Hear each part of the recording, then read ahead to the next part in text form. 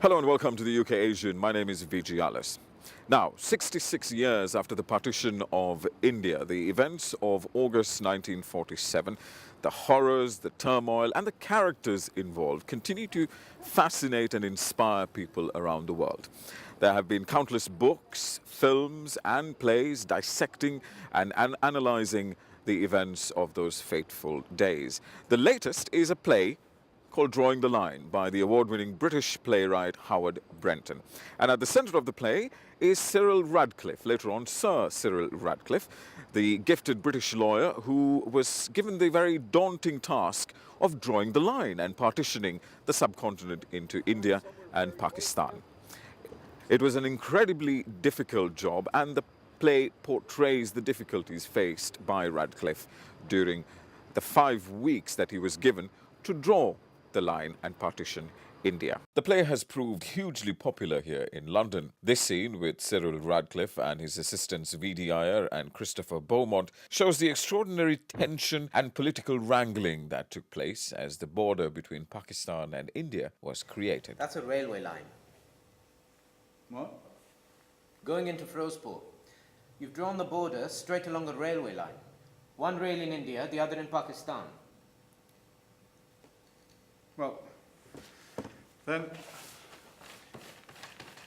we'll move the border 100 yards south. Sir, we spent 3 days on a section that's barely 50 miles long. But we will get it right. There are Hindu farms north of that line. Look, a string of small holdings. And there's green to the south still, Muslim holdings. One yellow field. Sikh. Well then, we'll move the line 100 yards north of the railway. That still only puts half of Firozpur in India. But its population is a Muslim majority. We'll drive people from the land, they'll starve. Then we'll send the line around farms, ditch by ditch. across thousands of square miles. We may as well put on blindfolds and stick pins in them. Wow. Sir, is this wrong? Well, it is very knotty around this bit. No, doing this at all, chopping India into two, is it fundamentally wrong? I hope to God it is not, Mr. Iyer. There has to be a Muslim state. How? By tearing the face of Mother India to bits? Stop this! Stop this now! I have been sent to do a job. I will do it. This is a time for hard heads. I must be logical. But surely not indifferent, sir. Yes, indifferent. Now, Radcliffe has long been a very divisive character. Many in South Asia think that he was at the forefront and was responsible and instrumental in the turmoil that followed immediately after partition. Others think that he was merely doing his job as a servant of the British government. The play has proved controversial with the South Asian or the British Asian community in the UK because of the way it portrays, well, two of the key characters in the partition drama, Jawaharlal Nehru, the first Prime Minister, and of course Mahatma Gandhi. I met up with Howard Brenton to find out more. First of all, tell us why you were inspired to do this play. Where did you get the inspiration from? Well, I visited India and I asked the question, who drew the line between Pakistan and India? I didn't know. And I was amazed when I found out. What was the most compelling thing you found about Cyril Radcliffe? That he knew nothing of India and that he knew nothing of maps. And that he was convinced that British fair play, that a good brain, which he had, he was a brilliant legal mind, could do anything in the world, anywhere. That confidence. And I thought, oh, this is a great subject. My playwriting brain said, put him under pressure, see what happens. One of the great things about the play is the portrayal of this very intense emotional and moral turmoil that he goes through during the entire process. What did you draw on to portray that? I mean, was it his memoirs? What was it? It was a few simple facts about him. First, that he never spoke about the drawing a line. Had a long career, became a privy councillor, became a very eminent man, but he never said a word.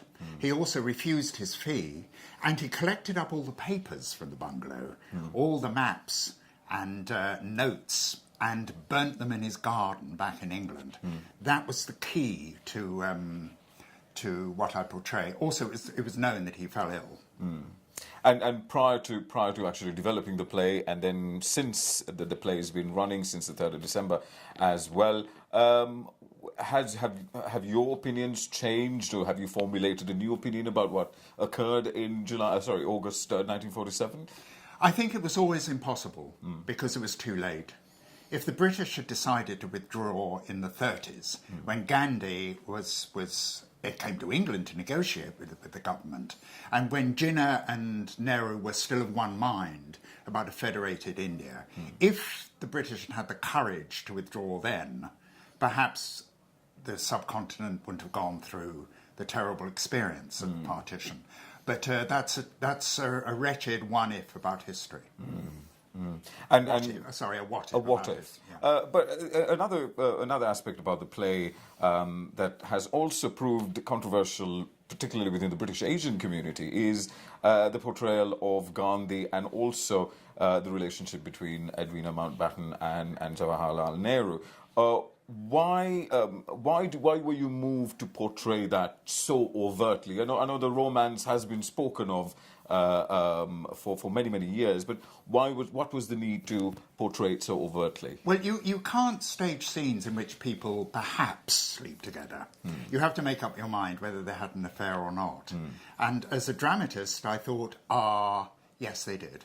I mean, all reading what letters there are and the accounts of their lives and their own nature as human beings, I thought, oh yes, they had an affair.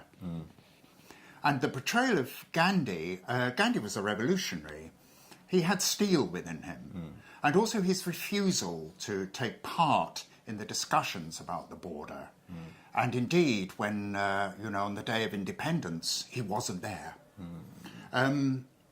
Showed a kind of strength, which I was interested in portraying, and saying, look, this was not the nice pacifist man, he was a pacifist, that the English think he was. He was a man of steel. And also, finally, it's an incredibly complex period of time and a period of history. Cyril Radcliffe was given 5 weeks to draw this line, which eventually came to be called the Radcliffe line, and it was a tremendously complicated time for him as well. Was it complex for you developing the story, and was there any point, like Cyril Radcliffe, where you thought, oh, this is too much of an undertaking, this is too impossible to do and to portray accurately? Well, what I of course, I'm a white Briton, and it would be very difficult for me to write from a totally Asian perspective. So I followed Cyril Radcliffe into the miasma, really, on his coattails as a dramatist. I thought that's the way to do it. Also, the responsibility of my country and around partition, the legacy of it. I wanted to sort of dramatise, as much for a white audience as an Asian one. Howard Brenton, thank you very much for joining us, sir.